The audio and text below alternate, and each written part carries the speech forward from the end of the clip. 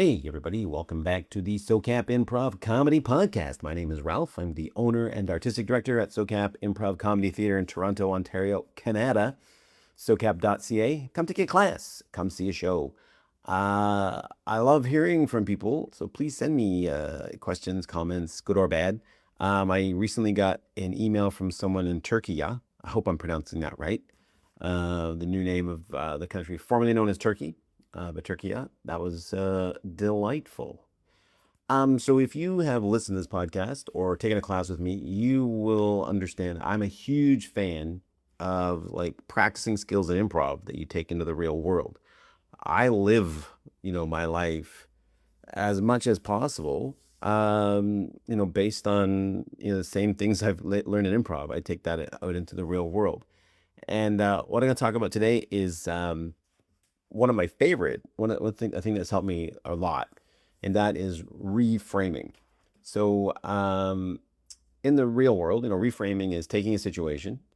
It's noticing your sort of knee-jerk reaction. Human beings being such creatures of habit and uh, not biases. Well, biases, yes, but learned sort of reflexes. We tend to have knee-jerk reactions to situations.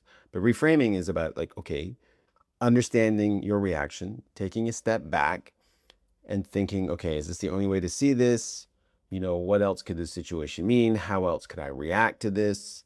I'm always in recommending books. And one book I'd like to recommend is Viktor Frankl's Man's Search for Meaning. Viktor Frankl spent years in a Nazi, well, not just one, in Nazi concentration camps. So if there's a person who can talk about taking a moment between a stimulus and a response, he's got my vote. And he's got a quote, and I'm going to butcher it, so I didn't write it down, but it basically goes between the stimulus, receiving some kind of stimulus, and your response, there's space. You don't have to react. You can respond by taking a moment. And in that space, there's wisdom, there's growth, there's power, there's a lot in there. And we often don't take time to consider that or even think it's possible. So that's where reframing lives. It lives in that space. You get, for example, get a criticism. Somebody criticizes you for your work, your look, something, and our knee-jerk reaction for many of us is to react in one of two ways. One is to get angry or defensive, fight or flight. We get in this state. And reframing, you can take a moment and go like, okay, well, maybe they're right. Maybe they have a point, right? Or is there something useful here? Or, okay, I get they're trying to help. It may be clumsy, but they have better intentions. And I'm going to take a moment because reacting this way might just escalate the situation.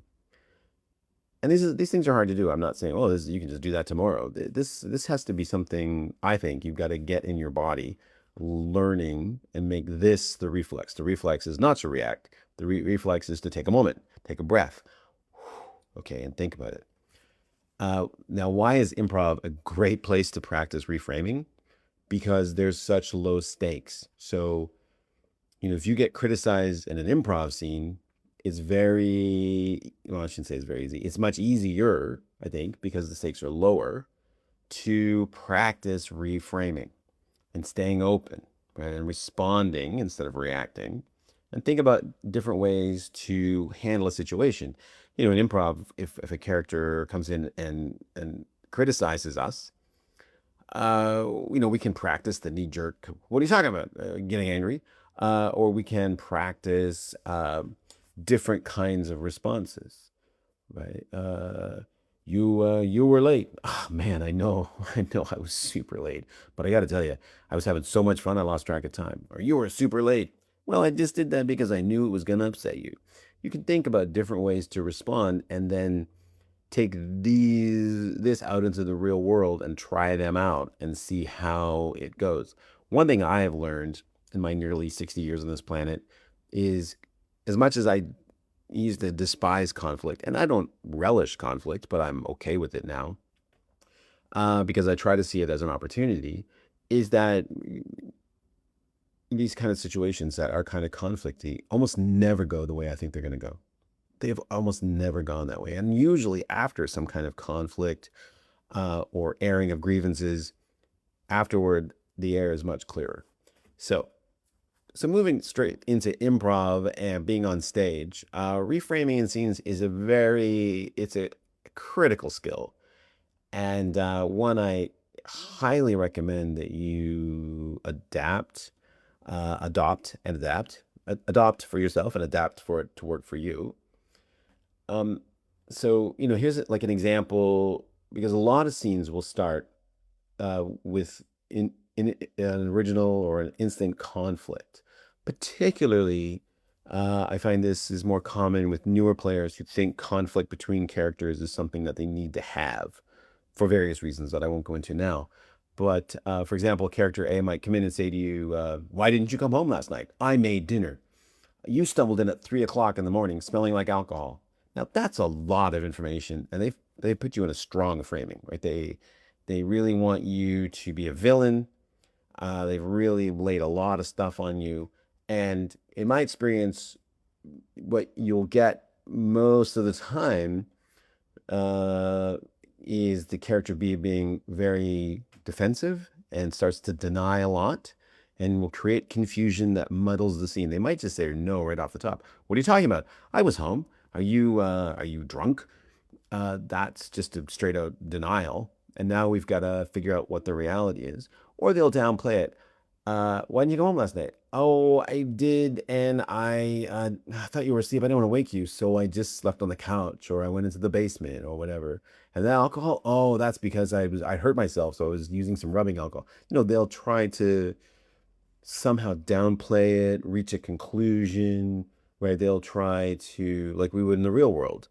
And reframing here in improv goes, oh, okay, I've gotten this letter, I've gotten this information. They want me to play a villain, so I'm gonna lean into it. Why didn't I come home last night? You're right, I didn't come home. You know why? Because I didn't want to see you. Oh, okay. Now we have a scene, right? We've got a scene where the reality is maintained. We're in agreement as to what's going on, at least at this point, and we'll see how it progresses.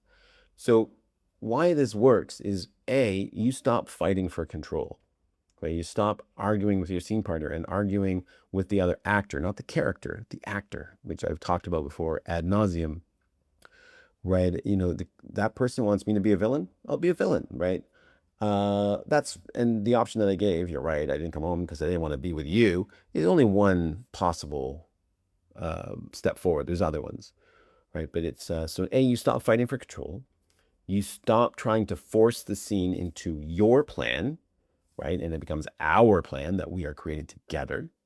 You accept the offer that they've given you, you justify it, and you keep the scene moving forward, keep going forward.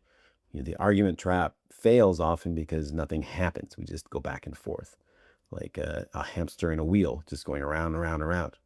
And also the scene becomes very clearer and faster, right? What's at stake, what's going on becomes clearer, faster, and that becomes more fun for the audience and the players because now we have to do less thinking about, okay, I got to solve all these problems.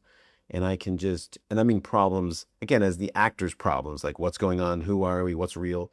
Right now, we just have more fun and we play. Another way you can reframe things is a boring suggestion into something exciting. So I don't know how many times I've seen this where someone will ask for a location and they want something dynamic and they'll get coffee shop. And you can see all the disappointment on their face and they go, oh, coffee shop, thanks. And we'll just bypass how much I hate that for a moment.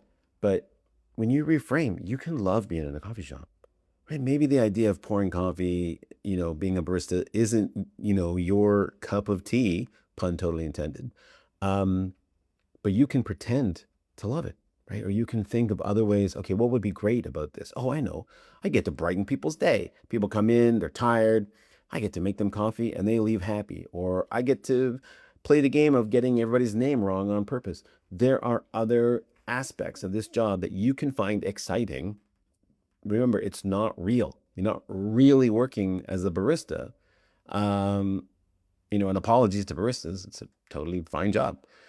Um, And you can also, if you can reframe in another way, because if, okay, a coffee shop is boring to me, I don't want to be here. Okay, well, let's reframe it as something that I want to do. Oh, I know what. I'll burn it to the ground and go do something else. Remember, when we create things on stage, none of that is real. Like none of the stuff is real. Feelings are real. So when I say, the stuff you create, you can destroy without consequences, that has some caveats, right? You can't create babies and dogs and cats and destroy them because we will judge you harshly for that. And finally, reframing at the beginning of a scene to avoid fights over useless stuff or incidentals, right? Like if someone says, "Boy, you don't have much of a sense of humor, do you?" I mean, do you really want to have an argument, a fight over whether or not your character has a sense of humor? I don't. And so you can reframe that into a friendly jibe and accept it and move on. You know what? I don't. I'm like, when it comes to jokes, I'm an idiot. Move on. And now we're still in agreement and we're playful, right? And you're going to be the kind of improviser other people really want to play with. That's the kind of person I want to play with. So in short, reframing will make you a better performer. You become more playful, you become more open, more flexible. You can pivot easier, right? One of the analogies I often use is a tennis match, and the pivoting allows you to like, oh, this is an offer I'm going to hit with a smash or a lob, or I'm going to hit an overhand passing shot, forehand passing shot down the line, where you avoid the argument trap, which goes nowhere often, or it can go somewhere, but with more difficulty. It's more difficult to navigate those situations. The audience really likes watching people who are having fun. If you're having fun, you're not thinking and you're having a great time. And if you're having a fun time, your scene partner almost invariably is having a great time. And you work to justify instead of denying, arguing, fighting, controlling, right? We want to, if you are one of those improvisers who are very controlling, a writer type, this allows you to not control so much, right? So, and, when there are often in scenes these lines that come up that feel like hard stops, right? That just kind of stop everything, right? If character A wants to raise the stakes, for example, let's say a couple is packing to go on their honeymoon and character A wants to raise the stakes and they say, "Oh, by the way, my mother is coming on our honeymoon." Now, for B, your logic and my logic might be absolutely not. That's crazy. This is our honeymoon. Come on, be an adult and tell them not, they can't come. Right? But then that just stops everything. And the game your partner wants to play is mom's coming on the honeymoon. And why not? Again, it's not real. In the audience, I mean, as an audience member, I want to see that. I want to see the train wreck that will happen.